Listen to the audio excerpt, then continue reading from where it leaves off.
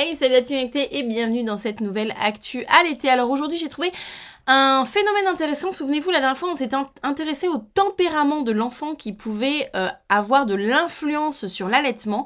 Et ben aujourd'hui on va s'intéresser à l'image que la mère, bon là on est dans le cas de mère, hein, a d'elle-même peut influencer l'allaitement. Je trouve intéressant parce qu'on s'est penché du côté de l'enfant, maintenant on va se pencher du côté du parent allaitant, voilà. Alors avant toute chose et d'aller plus loin, n'hésitez pas à vous abonner, à enclencher la petite cloche, ça me fait plaisir, ça me fait plaisir, ça me fait plaisir. Voilà, ça me fait plaisir, c'est tous comme ça, faites-le, ça me fait plaisir, voilà, c'est tout, c'est comme ça.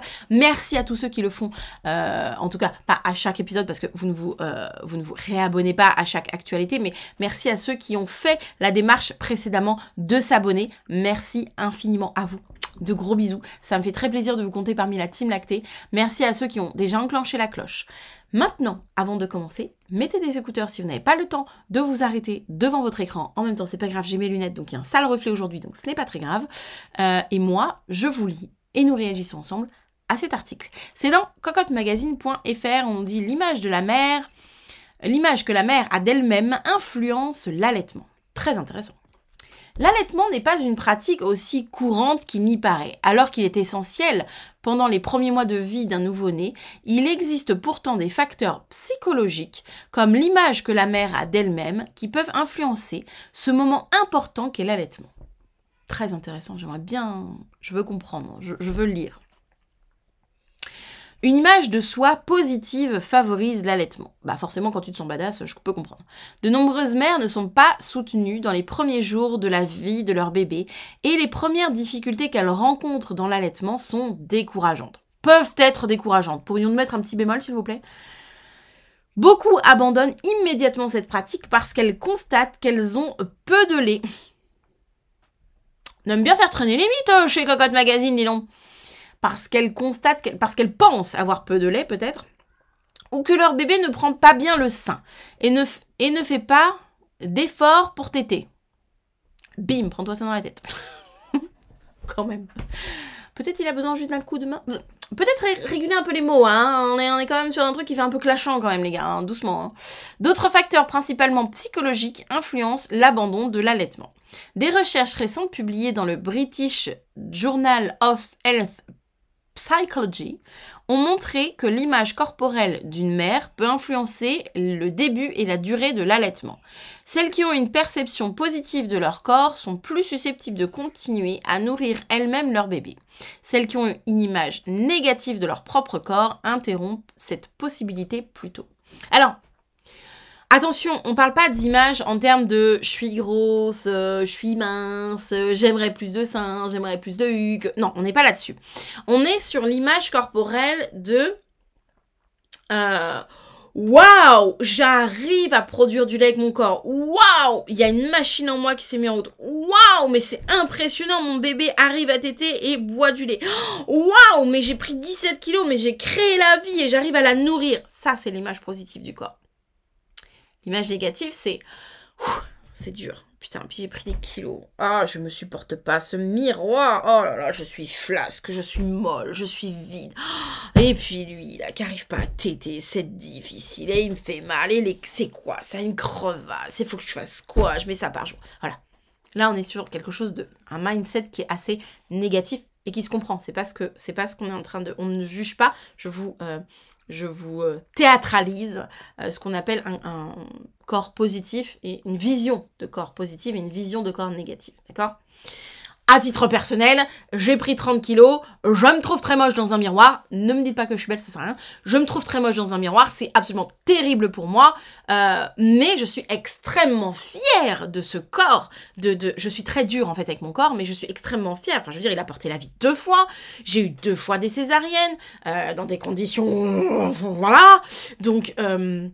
J'ai nourri 2 enfants, parfois je les ai nourris même en même temps tous les 2, ils sont grands, ils sont en bonne santé, c'est un truc incroyable que j'ai réussi à faire, donc j'ai cette image à la fois très positive de mon corps de waouh, j'ai pu faire ça, mais c'est pas un waouh, vous allez le ressentir comme ça, genre waouh, elle fait waouh pour nous dire, mais non, dans ma tête c'est vraiment, mais je suis une fucking badass en fait. c'est un truc de dingue. J'ai créé 2 fois la vie. Et avec les antécédents que j'ai, c'est-à-dire qu'on a des maladies génétiquement transmissibles, j'ai fait 2 enfants en parfaite santé. Et là, je me dis, waouh, je suis trop contente de moi, je suis trop fière, la meuf trop fière, tu vois. Et j'ai réussi à les nourrir. Et les 2 en même temps, hein, pendant une certaine période. Je me dis, waouh! Alors aujourd'hui, j'ai 50 toilettes. Hein. Là n'est pas le propos. De toute façon, entre la prise de poids, la perte de poids, la prise de poids, et l'allaitement, et les grossesses, et bon. Mes seins n'en peuvent plus, ils sont en mode oh, faut que ça cesse cette histoire. Donc voilà. Mais je suis hyper fière par contre de ça. Et mais à côté de ça, j'ai cette vision du corps où je me dis oh putain. 30 kilos, j'ai les seins en poids, en gants de toilette, il y a un qui dit bonjour à l'autre, ça se pose sur mon lit quand je m'assois, enfin c'est... Voilà, à côté de ça, j'ai mon corps, en tant que véhicule, très compliqué. En tant qu'usine, je suis hyper fière, en tant qu'usine, mais vous avez compris l'image. En tant qu'usine, je suis hyper fière, en tant que image corporelle de l'état de la 2 chevaux, elle est pas retapée la 2 chevaux, quoi. Hein, vous voyez ce que je veux dire? Elle se traîne un peu. Bon, voilà.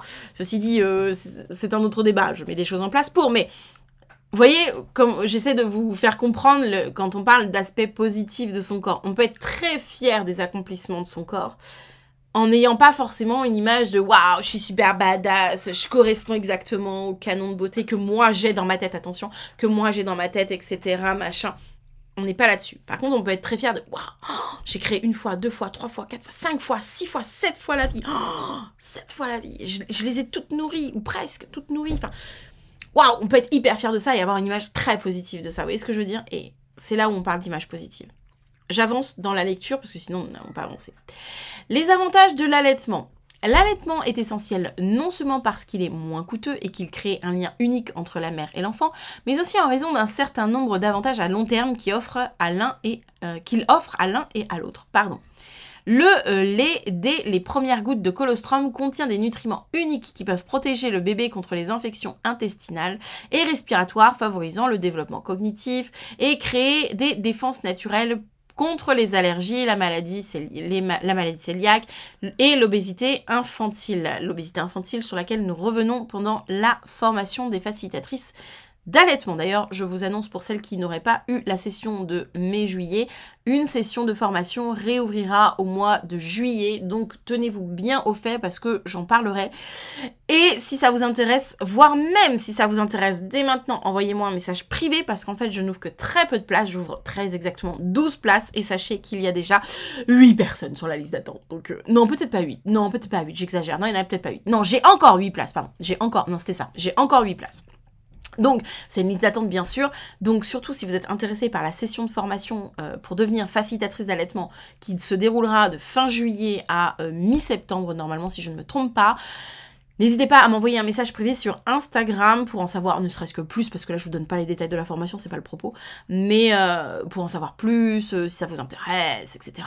Et éventuellement, après discussion, si ça vous botte vraiment de vous inscrire sur la liste d'attente, parce que je vous dis...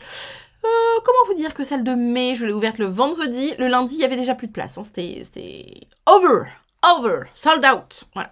Donc, obésité infantile dont on parle dans la formation pour devenir facilitatrice d'allaitement.